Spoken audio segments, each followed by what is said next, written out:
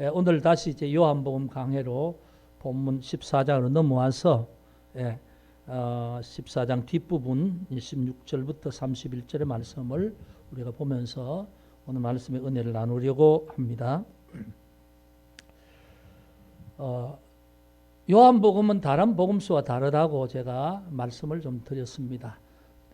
마태, 마가, 누가, 요한복음 이렇게 복음이라는 말씀으로 되어 있는 이 내용 전체는 뭐냐 하면 예수님 그가 누구인가라는 것을 밝혀내기 위한 겁니다.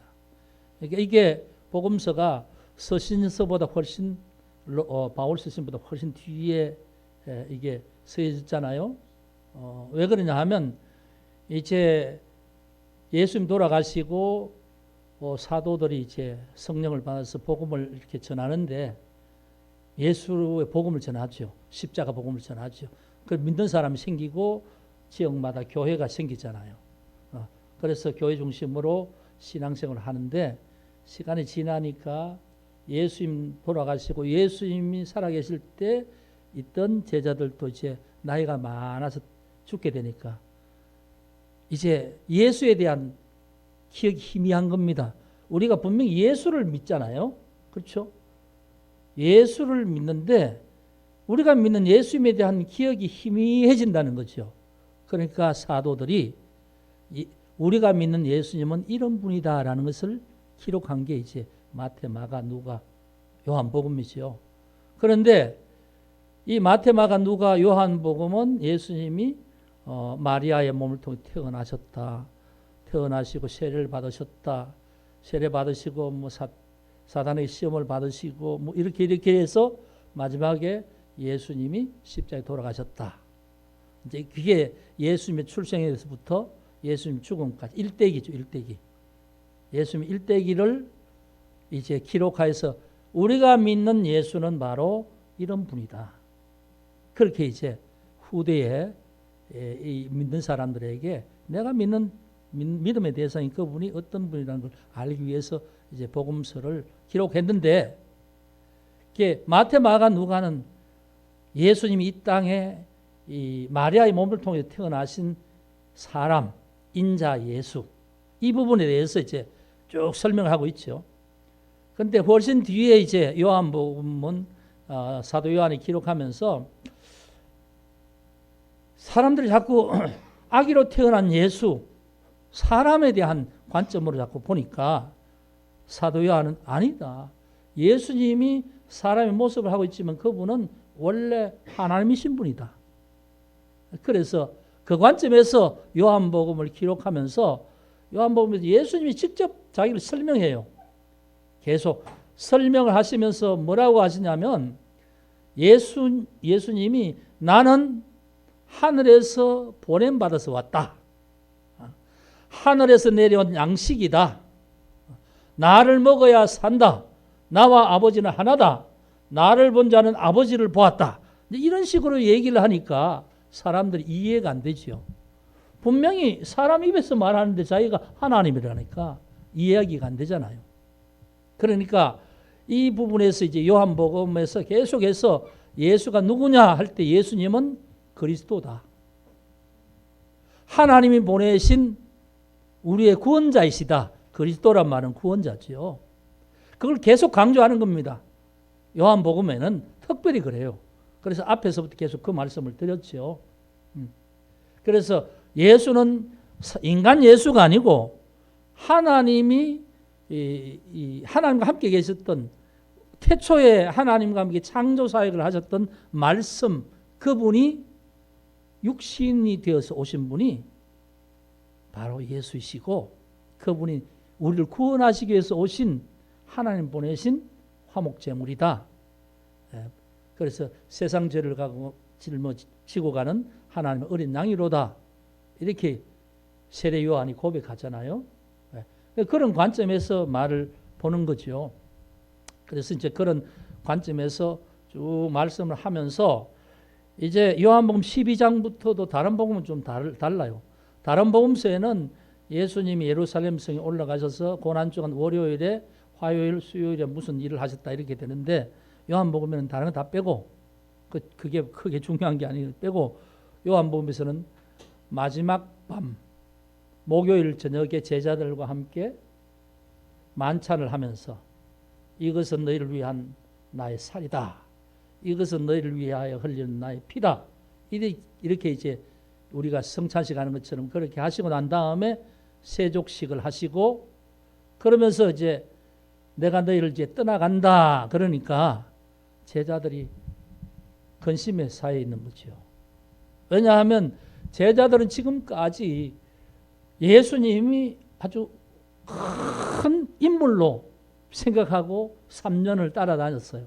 그러니까 자기의 고향에서 직업도 어부하던 직업도 버리고 다 버리고 예수님 따라다녔습니다.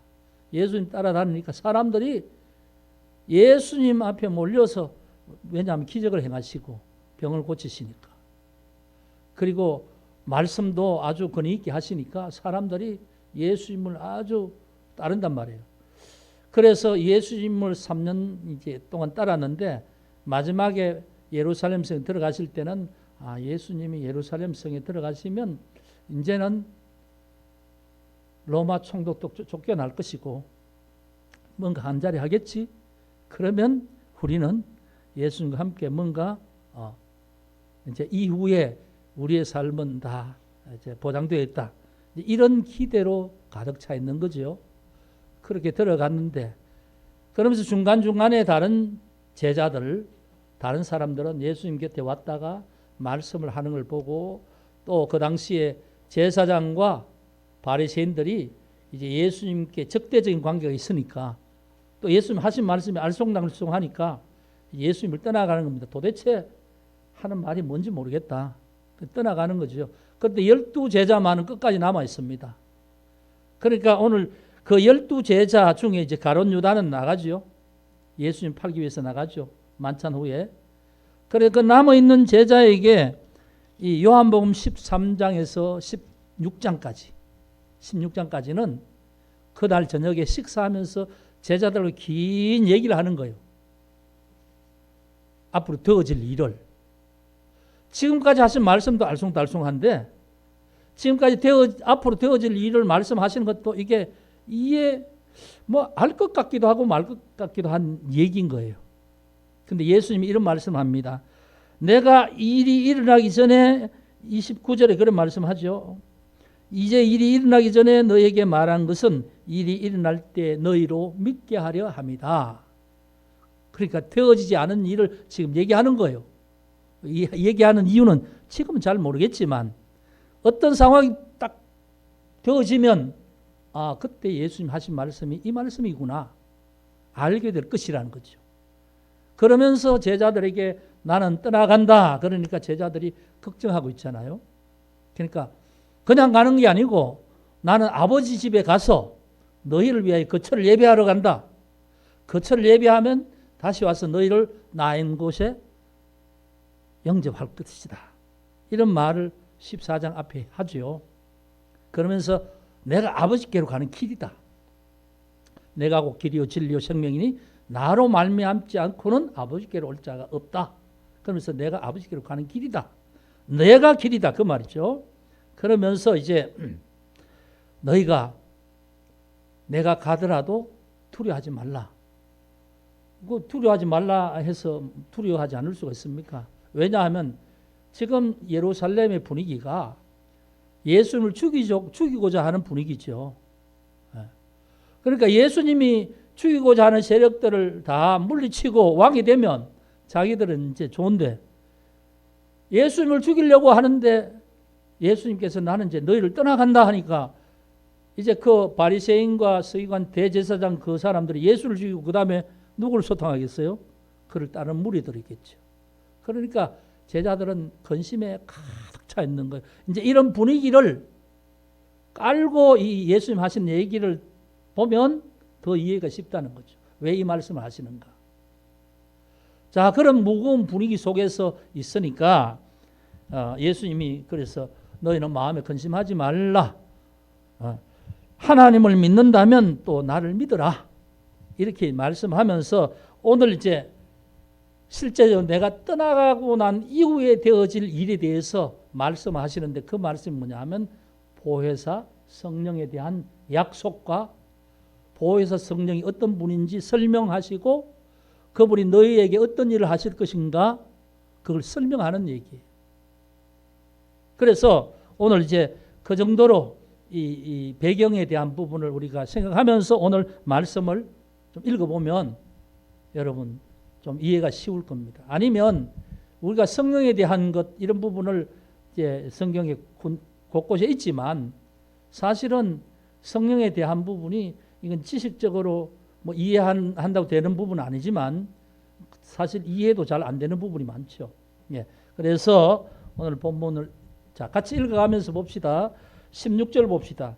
내가 아버지께 구하겠으니 그가 또 다른 보혜사를 너희에게 주사 영원토록 너희와 함께 있게 하리니 그는 진리의 영이라.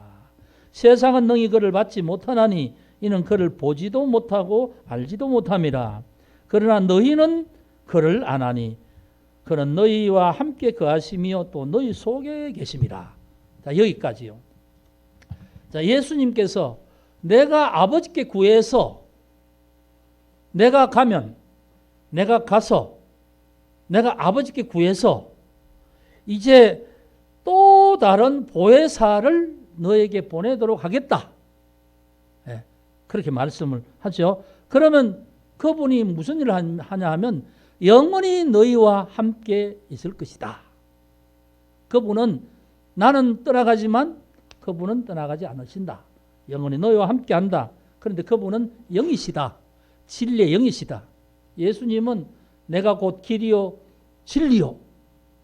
스스로 그렇게 말씀하시는데 이제 성령을 설명하면서 그는 진리의 영이다.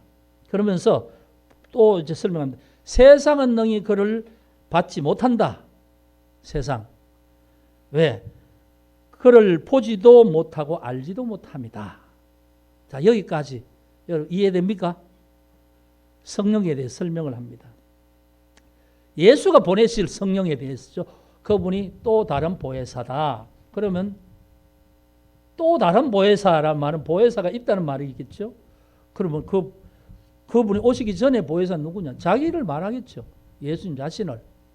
보혜사라는 말이 파라클리토스라는 히랍 원어인데 파라라는 말은 접두어입니다. 접두어. 곁에 딱 붙어서. 여러분 환자를 부축할 때 어떻게 하죠? 환자를 부축할 때 옆에 딱 붙어서 팔을 딱 이든지 그렇게 하죠. 넘어지지 않도록. 그렇죠? 파라라는 말은 그런 말. 곁에서 바로 옆에서. 클레이토스란 말은 여러 가지 복합적인 의미가 있는데 위로자, 돕는 자, 상담자, 변호자 여러 의미가 있어요. 복합적인 의미가 있는데 그러니까 하나님이 내가 부탁해서 하나님이 너희를 위하여 보내줄 성령 진리의 영 그분은 보혜사란 말이에요. 보혜사. 너희 곁에서 너희를 상담하고 위로하고 변호하고 너를 돕고 하는 그분이다. 그런데 그분은 어떤 분이냐? 영이다. 영. 영이니까 그분이 오시면 너희 속에 계신다. 그 말이에요. 너희 속에. 성령 그분은 형태가 있는 분이 아니고 너희 속에서 계신다. 예. 그래서 너희를 혼자 버려두지 아니하신다. 자, 여기가 이해되지요? 성령이 그런 분이라는 거죠. 그런데 지금 성령이 오셨어요? 안 오셨어요? 예? 성령이 계셨어요? 계세요? 안 계세요? 예? 성령이 이 말씀하는 이게 이루어졌어요? 안 이루어졌어요? 앞으로 되어질 일을 말하죠. 실제로 이것이 이루어지는 건 사도행전 2장이죠. 2장. 오순절 성령 강림 사건 이후에 공식적으로 그렇게 되고 난 다음에 이 땅에 성령이 하나님이 보내신 영이 사람들 마음속에 들어가서 사람들을 인도하시고 사람들 각성시키고 그렇게 하는 거죠. 우리는 이제 그 이후의 시대를 살고 오늘 살아가지만 지금 예수님이 하실 말씀 이것은 예수님 죽으시기 전날 하시는 말씀이잖아요. 그러니까 되어지지 않는 것인데 제자들이 얼마나 두려워하고 허무하죠. 제자들은 3년 동안 따라다니는데 저분만 믿고 따라다니고 저분이 잘 되면 우리도 잘 된다고 생각하고 다 버리고 따라다니는데 갑자기 우리를 떠나신다니까 이게 뭐지? 우리는 뭐 앞으로 어떻게 해야 되지? 3년 동안 우리가 무슨 짓 했지? 멍하게 그러면서 지금 주변에 예수님을 적대시하고 예수님을 죽이려고 하는 세력들이 지금 막 사방에서 있는데 그럼 우리는 어떻게 되지? 우리 어떻게 이 위기에서 우리는 어떻게 해야 되지? 이제 이런 마음으로 지금 무거운 거요. 그런데 이제 그때에 너희는 염려하지 말라. 근심하지 말라. 하나님을 믿느냐? 그럼 나를 믿어라. 그러면서 이제 하신 말씀이 이 말씀이 그러면서 내가 가면 또 다른 보혜사를 너에게 보내줄 것이다. 예, 이렇게 말씀을 하죠. 그래서 이제 너희 속에 계신다는 거예요. 너희 속에. 자, 예수님은 오셔서 우리 속에 오셨습니까? 제자들 속에 오셨어요? 속이 아니라 함께 지상에 함께 있잖아요. 예수님 오실 때 임마누엘 하나님이 우리와 함께 그럴 때 보이지 않는 하나님의 세계에서 이 땅에 우리가 있는 땅에 우리가 볼 수 있는 세계에 오셨다는 거죠. 임마누엘로. 그런데 그분은 그냥 옆에서 말씀하시는 거죠. 자, 예수님은 형체가 있어요. 형체. 그러니까 형체가 있으니까 시공간의 제약을 받죠. 그러니까 예수님은 있는 그 장소에서 모인 사람들에게만 말하죠. 다른 사람에게 영향을 끼칠 수 없잖아요. 예수님 그렇게 오셨어요. 그런데 예수님 말씀하신 내가 가고 나면 또 다른 보혜사가 오는데 너희와 항상 함께 하는데 그분 어디 계시냐? 너희 속에 계실 것이다. 성령은 그래서 오늘 우리 속에 계시는 줄 믿으시기 바랍니다. 믿는 자에게. 예수의 영으로 하나님이 보내신 영으로 우리 속에 오셔서 우리의 영 속에서 함께 계신다는 거죠. 성령님은. 그걸 설명하고 있는 거예요. 내가 너희를 그와 같이 버려두지 아니하고 너희에게로 오리라. 내가 너희를 그와 같이 버려두지 아니하고 너희에게 오리라. 자, 그와 같이 버려두지 아니하신다. 그런데 예수님은 지금 이제 가시는 거죠. 여러분 예수님이 가신다는 말 뜻이 뭡니까? 우리가 뭐 여기서 뭐 저쪽으로 학교로 뭐 간다 이런 장소 이동의 개념이 아닙니다. 예수님이 가신다는 말은 떠나신다는 말은 이 예수님이 하시는 말씀의 뜻은 아주 많은 의미들이 그 안에 있어요. 자, 예수님은 원래 요한복음을 보면 하나님과 함께 계셨던 분이 보좌에서 이 땅으로 내려오셨어요. 그런데 그게 뭐냐면 하나님 보내심을 받고 왔어요. 말씀이 육신이 되어서 왔죠. 보좌에서 땅으로 내려왔잖아요. 이걸 빌립보서에서는 뭐라고 합니까? 비천 이렇게 말합니까? 자, 신이 인간의 모습으로 인간이 있는 땅, 제 땅으로 내려왔다는 게 이게 비천한 모습으로 된 거죠. 그래서 그 인간으로 왔다가 어떻게 죽기까지 하시죠. 그 죽음까지, 억울한 죽음까지, 죄 없이 죽는 죽음까지가 비천이 하나님 신이 인간으로 왔다. 인간에게도 버림받고 죽음까지 내려갔어. 무덤까지 내려갔어. 그런데 하나님이 다시 살리신 부활하신 예수님이 어디로요? 보좌 우편까지 올라가요. 이게 뭐냐면 가시는 거예요. 오시는 것은 하나님의 보좌의 말씀이 육신이 되어서 이 땅에 오셔서 오신 분이고 그리스도로. 그래서 그리스도로 오신 분이 하나님의 사명을 위해서 십자가에 죽으시는 거죠. 죽으시고 제자를 떠나서 죽으시고 부활하시고 또 이 땅에 부활하신 후에 좀 제자들과 40일 있다가 제자들 보는 앞에서 보좌 위로 하나님께로 가셨죠. 그게 뭐냐 하면 가신 거예요. 가신 거. 가시면 내가 너희에게로 아버지께 부탁해서 너희에게 보혜사를 보내줄 것이다. 이게 이제 뭐냐 하면 오순절 성령 세례 사건. 부활 이후에 50일째 되는 날. 40일 동안 지상에 부활하신 모습으로 제자들과 있었고 가시면서 약속한 것을 기다리라. 성을 떠나지 말고 기다리라. 그럴 때 그들이 그 말씀을 믿고 기다렸지요. 120명이 마가다락방에 기다릴 때에, 기도할 때에 오순절 날이 이러면 그날 하늘로부터 불의 혀같이 모인 사람들의 머리로 향해서 각 사람에게 임하였다. 자, 예수님이 육체로 계실 때는 모든 사람에게 나타날 수가 없잖아요. 그런데 성령으로 오실 때는 영으로 오시니까 영이 각 사람에게 임하는 거예요. 성령이, 보혜사 영이. 그럼 그분은 뭐냐면 속에 오셔서 함께 계시고 그 속에서 그와 함께 동행하면서 그를 돕고 그를 위로하고 깨우쳐주고 생각나게 하고 예수의 말씀이 기억나게 하고 하는 모든 것을 성령이 그 속에서 성령이 거하는 그 사람에게 그 사람의 마음이나 그 사람의 어떤 영적 지각력이나 뭘 통해서 느끼게 하는 거예요. 이해가 됩니까? 이게 성령님이에요. 그래서 이제 고아와 같이 버려두지 아니하고 함께 하신다는 말인데 여러분 고아는 참 어떻게 불쌍한 존재 아니에요? 부모가 없는 자를 고아라고 그러죠. 부모가. 그 말은 보호자가 없는 사람이라는 거죠. 네?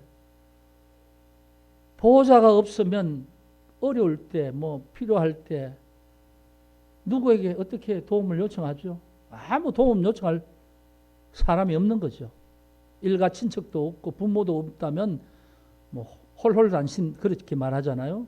얼마나 불쌍한 존재입니다. 그런데 고아로 버려두지 아니하고 그러니까 이 말씀 뭐냐면 성령이 오시면 하나님이 우리 아버지가 되시는 거죠. 우리는 자녀가 되는 거죠. 그러니까 버려두지 않은 거죠. 자, 그래서 이제 예수님이 다시 온다 이렇게 말하죠. 자, 예수님 분명히 가신다고 했잖아요.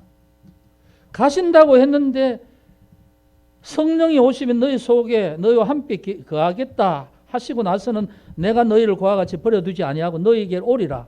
조금 있으면 세상은 다시 나를 보지 못할 것이로되 너희는 나를 보리라. 자, 세상은 나를 다시 보지 못한다. 예, 그렇죠. 세상은 예수님 죽고 나면 볼 수가 없잖아요. 예수님 살아계실 때는 세상이 안 믿는 사람이든 누구든지 다 예수님 통해서 예수님 볼 수 있지만 죽으시고 나면 예수님 못 보죠. 세상은 나를 다시 보지 못하니. 근데 너희는 나를 다시 보리라. 어떻게? 예수님 보좌 우편을 가시는데 어떻게 봅니까? 근데 다시 보리라. 계속 읽어봅시다. 읽으면 좀 이해가 될 겁니다. 자, 19절. 조금 있으면 세상은 다시 나를 보지 못할 것이로되 너희는 나를 보리니 이는 내가 살아있고 너희도 살아있겠습니다. 예. 너희는 나를 보리니 내가 살아있고 너희도 살아있겠습니다. 예수님 십자가 죽으시는데 살아있다고 말합니다. 그 날에는 내가 아버지 안에 너희가 내 안에 내가 너희 안에 있는 것을 너희가 알리라. 또 말씀이 그렇습니다. 내가 아버지 안에 너희가 내 안에 내가 너희 안에 있는 것을 너희가 알리라.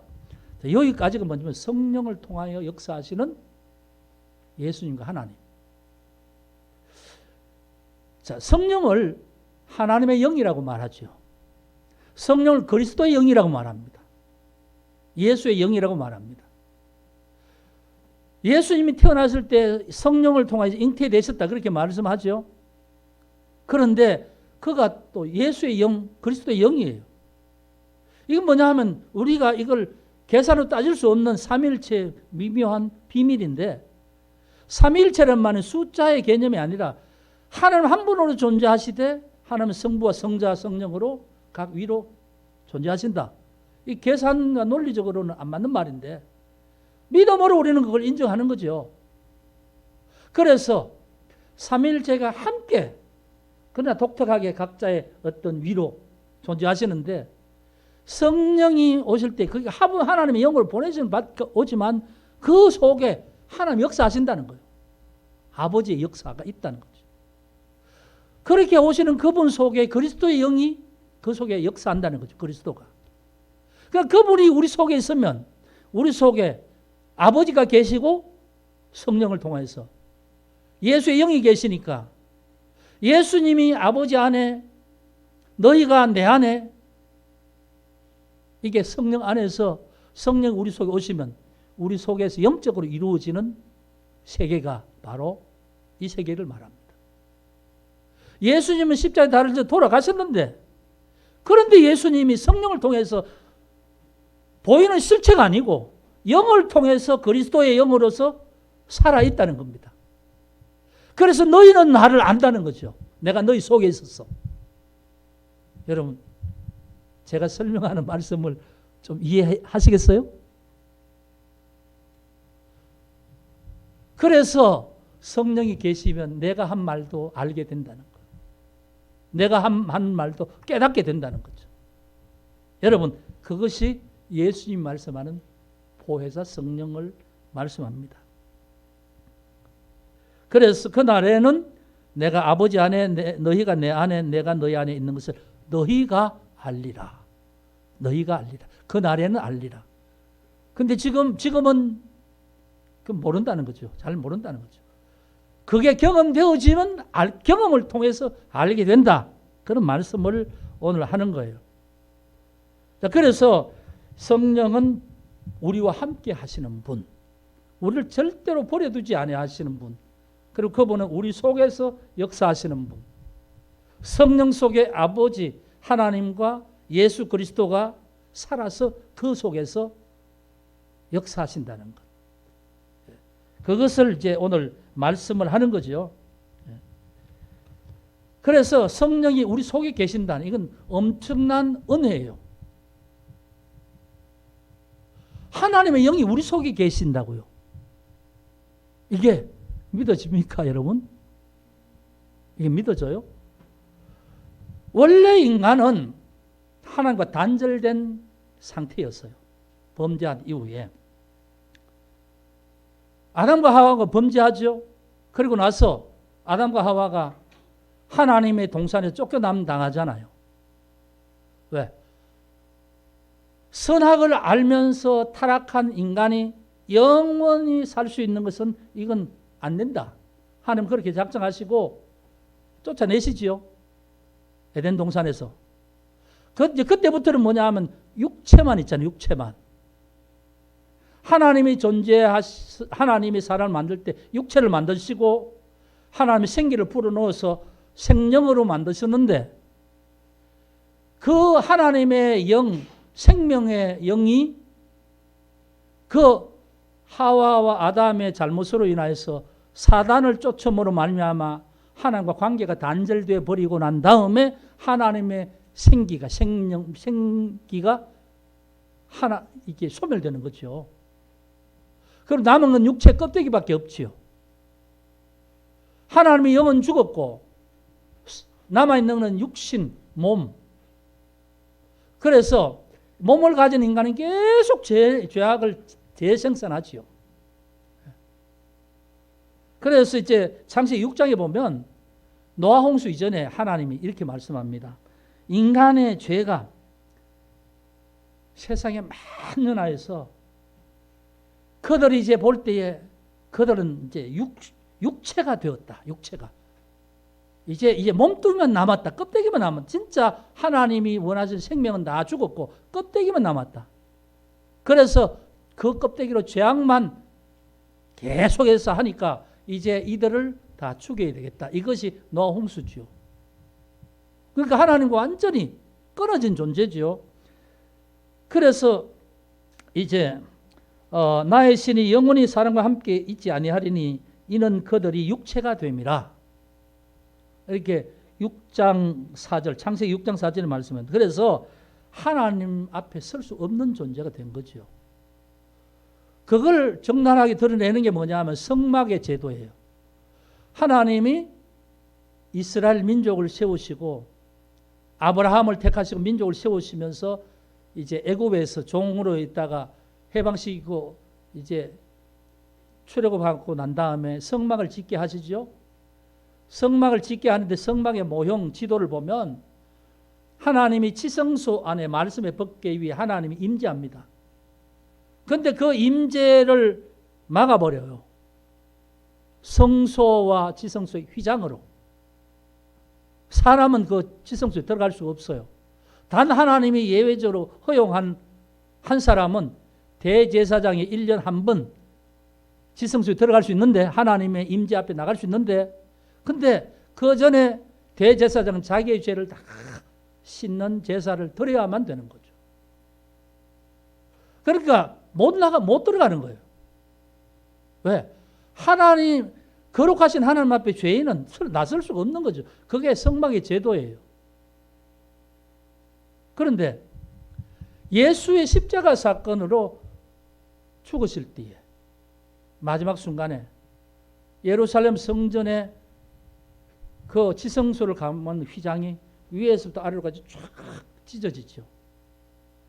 예수가 인간을 위해서 하나님과 단절됐던 모든 죄를 십자가에서 해결하는 순간에 하나님이 가리웠던 휘장을 찢어서 하나님 자신을 인간에게 나타내신 거예요. 그 인간은 예수의 이름으로 나가게 된 거죠. 오늘 우리가 하나님 앞에 기도할 때도 예수 이름으로 기도하죠. 우리가 예배 드릴 때도 예수 이름 때문에 예배 되는 거예요. 왜? 예수가 없으면 우리는 하나님과 관계가 이루어지지 않으니까. 여러분 무슨 말씀 아시겠지요? 그러니까 하나님의 신이 우리 속에 들어온다는 것, 이거 있을 수가 없는 거죠. 그런데 예수님께서 내가 가고 나면 보혜사 성령이 오셔서 너희와 함께 영원히 있는데 어디에 계신다고요? 너희 속에 계신다. 그 말이에요. 이 차이가 뭐냐 하면 예수님의 십자가를 통하여서 인간이 하나님 앞에 죄사함, 대속의 사건이 이루어지고 난 다음에 하나님은 성령을 통해서 우리 속에 오셔서 지금까지는 절대로 인간 속에 거하지 않는 그분이 우리 속의 성전에 오셔서 계신다는 것. 그것도 항상 영원히 계신다. 여러분 이게 은혜인 거죠. 이 은혜. 하나님의 은혜의 지극한 단계가 뭐냐 하면 죄인이었던 우리 속에 오셔서 하나님의 영이 오신다. 그 말은 하나님이 계시고 예수가 계시고 성령이 우리 속에 삼위로 역사하신다. 그 말 아닙니까? 제가 그렇게 설명드렸잖아요. 그 은혜를 우리에게 주신다는 거죠. 예수님은 두려워하고 염려하고 근심하는 그들에게 세상의 염려와 근심에서 이제는 다 그것을 물리치고 이제는 너에게 주실 성령 그가 너희 속에 영원히 있다는 것을 믿어라. 그 말을 하면서 성령의 약속을 하시는 겁니다. 그러니까 이 부분을 통해서 이제 뭐냐 하면 내가 아버지께로 감히 너에게 유익이라 이 말씀을 하죠. 왜냐하면 아버지로 가신다는 말씀 속에 십자가 사건 모든 게 다 포함되어 있다고 그랬잖아요. 안 가고 그냥 그 자리에 계시면 이렇게 역사할 수가 없는 거죠. 왜? 우리 속에 있는 죄를 해결할 길이 없으니까. 성령이 우리 속에 오실 수 있는 기회가 없는 거죠. 아버지로 가시고 이걸 다 이루었기 때문에 그 다음 단계로 성령이 오시면 모든 사람에게, 믿는 모든 사람에게 성령이 그 속에 내주함으로 속에서 역사하시는 은혜가 있다는 거예요. 이게 엄청난 하나님의 사랑인 줄 믿으시기 바랍니다. 자, 여기에서 여러분 속에 성령님 계십니까? 예수를 믿어요? 십자가 사건을 믿습니까? 예수를 영접했습니까? 그럼 여러분 속에 성령이 계십니까? 성령이 계셔요. 뭔가 느낌이 있어서가 아니라 이미 예수님 그렇게 약속을 하셨잖아요. 그렇게 성령에 대해서 여러분 뭐 성령 조금 처음이 있다 없다 이게 아니고 이미 내가 예수를 믿고 구세주로 받아들였다면 그분의 십자가 사건을 믿는다면 이게 예수님 가심에 행하신 일이 내 속에서도 이루어지는 거예요. 이루어진 사람에게 예수의 영이 오신다는 거죠. 그러면 내 마음이 뜨겁거나 아니거나 여러분 우리 속에 있어요 없어요? 네? 성령이 계세요, 안 계세요? 계신다는 거예요. 그걸 여러분 뭔가 이게 감정적인 것으로 여러분 생각하면 안 됩니다. 말씀에서 내가 막 감정이 내가 어떤 순간에 그런 것 같다 그래서 그렇고 어떤 순간에 내가 오늘은 뭐 날씨가 좀 흐릿하고 기분이 안 좋으니까 안 그런 것 같다. 그럼 안 그러고 그런 거예요? 하나님이 하신 역사가 그렇게 내 감정에 따라 바뀌는 겁니까? 아니라는 거죠. 우리가 오늘 성령은 영이시기 때문에 볼 수가 없잖아요. 그럼 이 체험을 우리가 한다는 게 어떤 겁니까? 말씀을 믿음으로 이루어진 것을 내가 확신한다. 믿음으로. 그리고 내 속에 계시고 그분은 나를 떠나지 않으시고 내가 어려울 때마다 그분이 나를 도우시는 위로자이시고 내가 잘못할 때마다 하나님 앞에 변호해 주시는 변호이시고 그것을 믿으라는 거, 믿으라. 감정에 의지하지 말라는 거예요. 신앙은. 예수님 말씀하신 게 예수를 믿는다면 예수 말씀하신 게 이루어지는 거죠. 그대로 이루어지는 거죠. 그걸 믿으라는 거예요. 그러니까 여러분 성령에 대한 믿음에 대한 차원은 감정이 아니라는 거죠. 근데 이게 이제 계속 그분을 인정하고 그분의 나를 내 속에서 내 영을 통해서 뭔가 일하신다는 걸 확신하고 그렇게 하면 이분이 나의 지각을 터치를 하셔서 어느 순간에 내가 전혀 생각하지 못했던 것을 순간적으로 그냥 영적 지각력으로 탁 이렇게 느껴지는 거예요. 아, 이게 하나님이 내게 이렇게 말씀하시네. 느껴지는 순간이 있어요.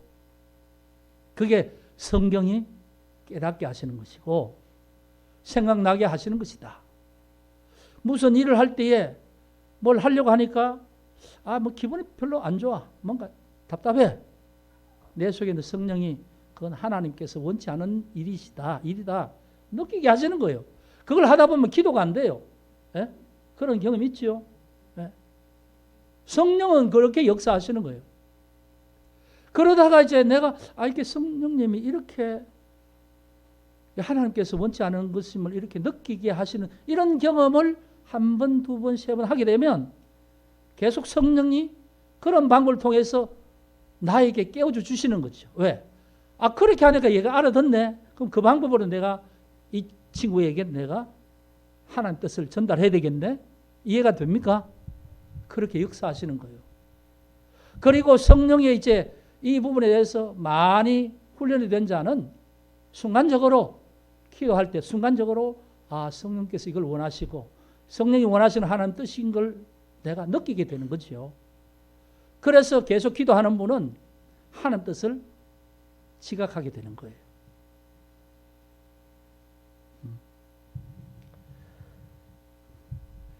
그래서 우리는 예수님이 말씀하신 성령이 얼마나 오늘 이 시대에 귀하신 것인가, 귀하신 분인가를 우리는 알아야 합니다. 그리고 그분이 내 속에 계심을 늘 기뻐하고 그분을 존중해야 돼요. 성령님 내 속에 계시다면 내가 생각하는 어떤 나약한 인간의 생각으로 나를 버려두지 마시고 성령을 통해서 깨워주시는 거룩한 하나님의 뜻으로 나를 계속 깨닫게 해주시옵소서.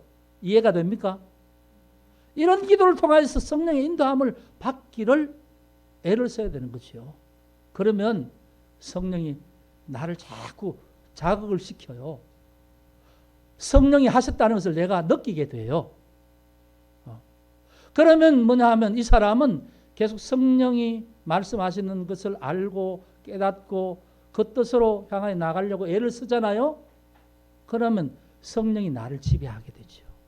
하나님이 나를 지배하는 거죠. 그럼 세상에 보이는 것을 내 육신은 보고 듣고 하고 싶은 마음이 생기지만 성령이 하시는 것을 내가 들으면서 그건 하나님 원하시는 거 아니다. 절제해. 이런 느낌을 주면 절제하는 거죠. 그럼 내가 거룩함으로 있잖아요. 거룩한 성령이니까 내 삶이 거룩함으로 계속 되게 되어 있습니다. 변화되게 되어 있습니다. 그래서 성령은 인도하는 거예요. 우리의 삶을 인도하는 거죠. 우리를 돕지요. 우리가 실수해서 그러니까 여러분 성령이 우리 속에 함께 하시고 하는 분들은 염려가 없어요. 걱정이 없어요. 세상에 어떤 일이 있어도 걱정하지 않습니다. 천지가 무너진다 하더라도 내가 성령을 통해서 하나님의 뜻을 깨달아가며 사는 사람은 염려하지 않아요. 내가 그걸 염려한다고 그 문제가 해결될 게 아니잖아요. 세상의 문제를. 그러니까 왜 내 마음이 거기에 매여 있습니까? 그 매여 있는 것이 아니라 이런 상황 속에서 하나님의 뜻을 구하고 하나님 내가 어떻게 무엇을 해야 되지요? 내 속에 있는 성령을 통해서 하나님 뜻을 구하면 하나님의 뜻이 깨달아지게 되면 그렇게 행동하는 거지요. 그럼 그 일과 나는 직접적으로 연결되지 않습니다. 나는 끊임없이 하나님과 연결되어 있지요. 그리고 하나님과 연결되는 하나님은 우리를 언제나 보호하시고 위로하시고 하나님 선하신 뜻대로 깨닫게 해주시는 거죠. 그걸 성령을 통해서 하시는 거예요. 아버지의 영이. 그래서 여러분 예수 믿고 성령을 따라 살아간다는 사람은 얼마나 복된 사람인지 몰라요. 말씀드린 것처럼 그전에는 성령이 우리 속에 하나님의 신이 사람과 함께 있지 않는다는 거죠. 그런데 이제는 하나님의 신이 믿는 사람의 속에서 함께 있는데 영원히 함께 계신다는 거죠. 우리가 예수를 거부하고 하나님을 대적하고 드러내놓고 하나님을 박해하고 거부하는 적대 세력이 아닌 이상 우리 속에 오셔서 거하시는 성령은 우리를 떠나가지 않습니다. 그런데 성령이 어떻게 계셨냐면 성령이 오셨음에도 불구하고 그냥 자기 마음대로 사는 사람은 성령이 그냥 가만히 계세요. 뭐 얘기해봐야 깨닫지도 못하고 알아듣지도 못하고 뭐 바꾸지도 않을 텐데 지 마음대로 그냥 하게 놔두는 거예요. 예수 믿고 그냥 자기 마음대로 사는 사람 있지요? 그 사람은 그런 사람이에요. 예수 믿고 하나님께 기도하고 어떻게 하면 좋겠습니까? 묻는 사람에게는 성령이 계속 간섭을 하시죠. 그건 잘못 생각하는 거야. 그걸 하나님 원하시는 거 아냐? 느낌으로 알게 해주신다는 거죠. 그걸 따라가는 사람은 계속 자꾸 하나님의 사람의 모습으로 바뀌어지는 거죠. 그래서 성령이 충만하다는 말은 뭐 성령이 막 넘치고 이런 게 아니라 성령에 내주하는 그 성령이 그 사람을 얼마나 영적으로 인격적으로 영향력 끼치는가 그 말. 전적으로 성령의 인도함을 받고 삽니다 하는 사람은 성령의 100% 인도함을 받는 사람이겠죠. 그런데 그런 사람은 없어요. 100%는. 사람마다 상대적으로 어떤 초신자, 어떤 사람 믿기를 하지만 하나님께 기도하거나 뭐 믿음으로 없이 자기 마음대로 자기의 식대로 사는 사람 이런 사람이 있고요. 어떤 사람은 자기는 잘 안 되는데 마음은 원하는데 육신은 자꾸 뭔가 끌리는 사람이 있어. 이건 이제 안에서 영적인 투쟁을 하는 거죠. 영적 투쟁하는 사람은 살아있는 사람이에요. 이 사람은 이렇게 나는 이렇게 하고 싶은데 하나님 이렇게 이걸 알아 자기가.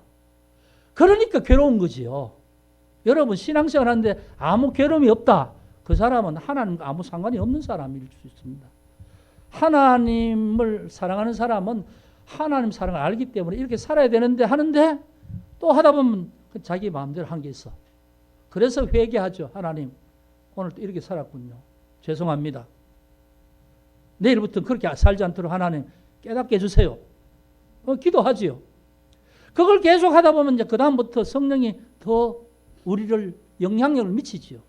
그러니까 성령이 여러분 우리의 어떤 영과 성령이 계시다면 우리 마음대로 결정하고 판단하고 하는 게 50% 두고 50%보다 성령이 더 결정하고 영향을 미치는 게 51% 같으면 이게 하나님 쪽으로 끌려가는 사람이고 내가 51% 이상 60% 되면 내가 자꾸 성령을 거부하고 내 뜻대로 살아가는 거죠.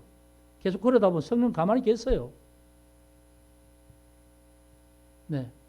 어떻든 여러분 성령에 대한 부분은 할 말이 참 많고 우리가 보지 못하기 때문에 우리가 이걸 느끼기에도 참 힘듭니다만 그러나 한 가지 이 엄청난 은혜예요. 축복이라는 것. 이걸 여러분 기억하시고, 그러면 이제 문제는 뭐냐 하면 내 속에 계신 성령은 도대체 살아서 역사하시는 분인가 아닌가? 내가 느끼는가 안 느끼는가? 내게 와 계시는가 안 계시는가? 그걸 점검하는 건 누구 몫이에요?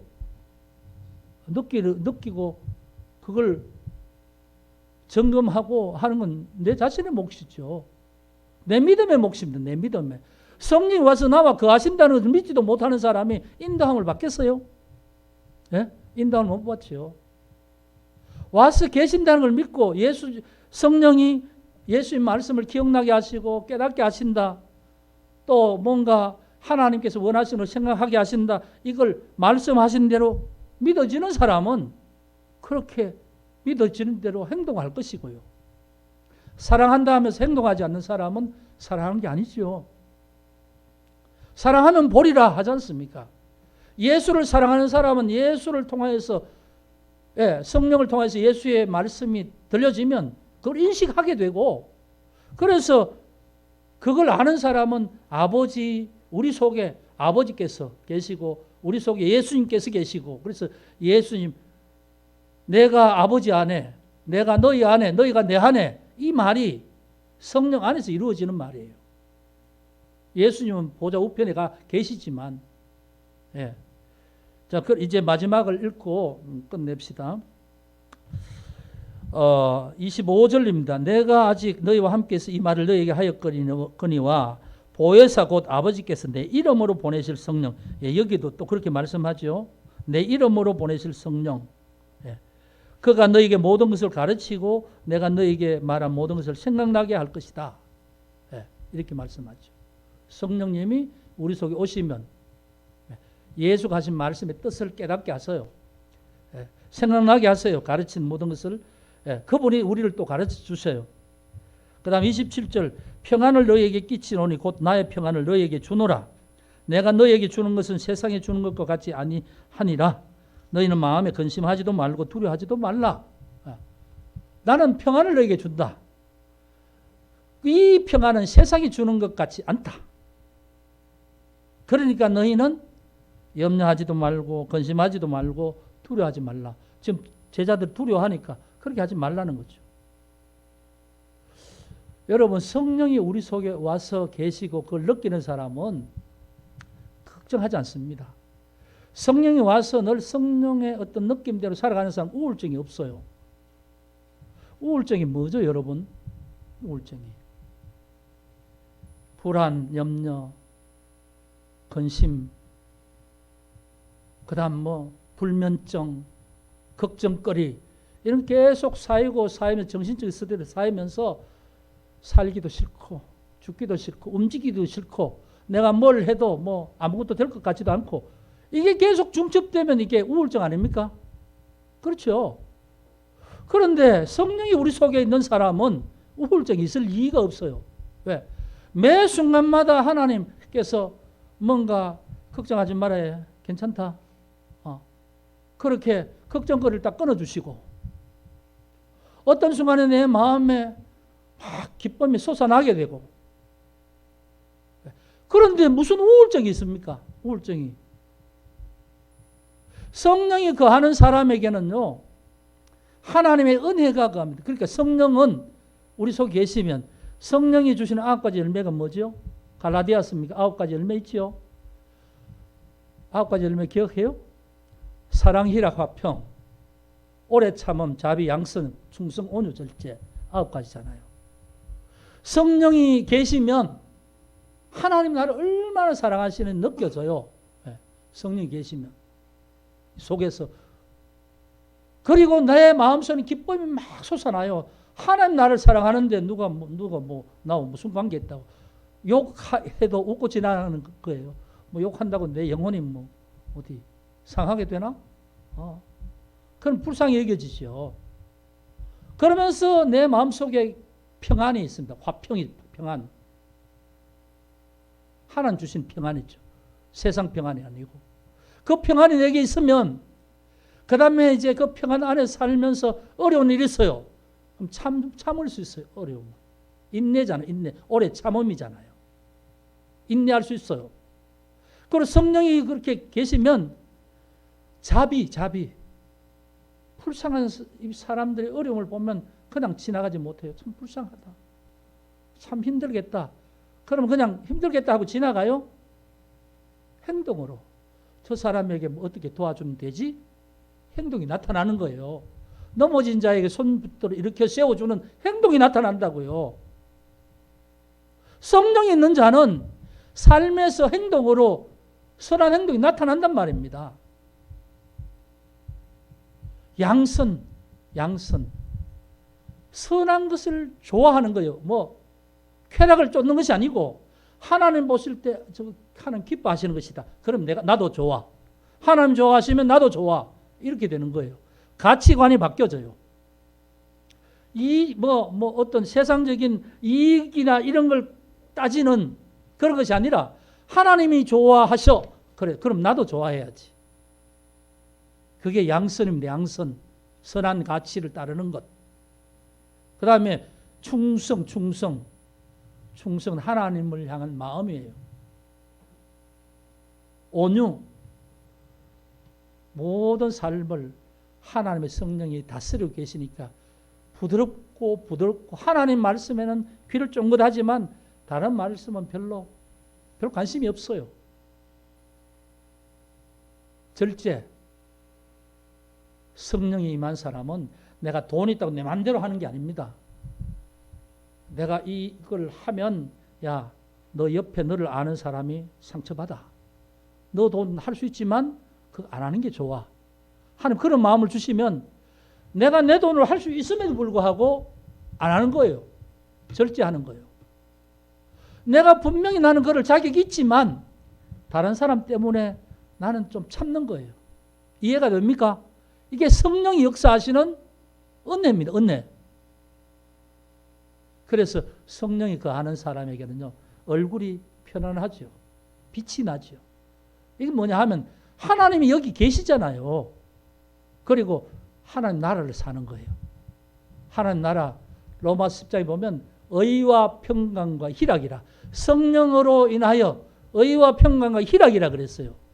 의는 하나님 앞에 가려워진 게 없는 거죠. 하나님과 끈끈한 관계로 연결되었으니까 의이신 하나님 앞에 나도 그분의 자녀가 되었으니까 의가 이루어진 상태지요. 그 다음 평강. 기쁨, 희락. 그게 하나님 나라래요. 여러분 보혜사 성령이 우리 속에 있으면 그 정도는 달라도 그런 삶을 살 수 있는 겁니다.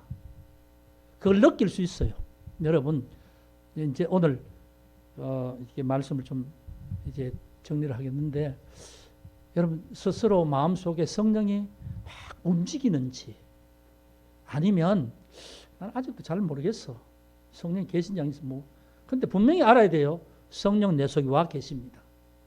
아까 말씀하신 것처럼 내가 성령을 예민하게 내 속에 계신 성령을 인정하고 그분에게 따르기로 작정하고 안 그랬으면 가만히 계실 뿐이에요 지금. 왜? 얘기해도 제 마음대로 할 건데 뭐. 근데 기도하면서 하나님께 주신 성령을 인정하고 그분이 나에게 영향력 미치도록 맡겨드리면 권한을 위임해드리면 그분이 움직이세요. 뭔가 할 일에 대해서 가르쳐 주세요. 그러면서 이제 느끼기 시작하죠. 여러분. 그것이 하나님의 은혜며 축복이라는 사실을 기억하시기 바랍니다. 그걸 예수님께서 두려워하는 제자들에게 미리 약속하고 있습니다. 예. 그거 우리에게는 이미 이루어진 거죠. 제자들에게는 예수님이 그 자리에 계시니까 이루어지지 않은 상태에서 말씀하는 것이고 말씀으로 위로하는 것이고 우리는 이미 그것이 이루어져서 내 속에서 이루어지고 실제로 내가 성령의 도우심을 따라서 살아가고 있는 축복의 세대예요. 축복의 은혜의 세대예요. 은혜의 세대. 그러므로 여러분 매일매일 감사하시기 바랍니다. 매일매일 은혜를 되새기시길 바라요. 그게 오늘 이 어지러운 세상에 살아가는 그리스도인만이 가지는 은혜요. 복인 줄 믿으시기 바랍니다. 그리고 이 은혜대로 한 주간 여러분 각자의 삶 속에서 성령님의 은혜가 그 은혜를 통해서 하나님의 인도하심이 실제적으로 여러분 속에, 삶 속에 나타나는 한 주가 되기를 주의 이름으로 축복합니다. 네, 기도하겠습니다. 아버지 하나님 감사합니다. 오늘 요한복음에서 말씀하는 보혜사 성령님에 대하여서 말씀을 함께 나누었습니다. 하나님, 주의 이름으로 모인 이곳에도 하나님의 영이 함께 하심을 믿습니다. 그리고 예수 그리스도를 고백하는 우리 모두에게 우리 마음 영혼의 성전 속에 계셔서 항상 함께 계시고 영원히 함께 계심을 믿습니다. 이제 우리 속에 계시는 성령님께서 움직이시고 미련한 우리 자신이 깨닫지 못하는 그런 것이 있다 할지라도 강권적으로 깨닫게 해주시고 이제는 그분이 내 속에 계심을 기뻐하며 참으로 하나님 앞에 감사함으로 살아갈 수 있는 우리들이 되게 하여 주옵소서. 그와 같이 버려두지 아니하고 함께 하신다고 하셨으니 그 사랑이 날마다 느껴지게 하여 주옵소서. 우리는 약한 자 같지만 내 속에 계신 성령님으로 강한 자임을 믿고 방황하는 인생이 아니라 하나님 앞으로 나아가는 인생 되게 하여 주옵소서. 하나님, 우리를 붙들어 주셔서 한 주간 주의 이름이 승리하게 하옵소서. 예수 그리스도 이름으로 기도합니다. 아멘.